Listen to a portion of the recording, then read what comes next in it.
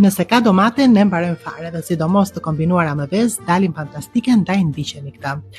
Kam shtuar gjalp dhe vaj ulliri në tigan, shumë pak, 3 peta domate, i kam vendosur të skuqen.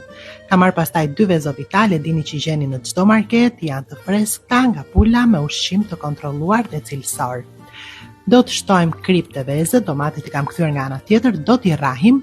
Shikojnë tani si ikën lëkura e domateve shumë kollaj, e heqim se është të bezdisshme. Dhe do të shtojmë aty 2 vezët. Do të vazhdojmë me pak djathë kaçkavall të grirë dhe do të shtojmë edhe pak misër. Mund të shtoni edhe djathë të bardhë ose ndonjë gjë tjetër sipas preferencës tuaj, po domatja me vezën janë fantastike. Shikoni tani si është fryrë, është gatuar shumë mirë. Temperaturën e kam tek 6. E heq pak, e rrotulloj kështu në mënyrë që ta kthej nga ana tjetër ku e rrotullojmë, duket që nuk është ngjitur, por ka mbetur pak domate, të cilën e marr kështu me spatull dhe e shtoj mbi domate mbi vezët.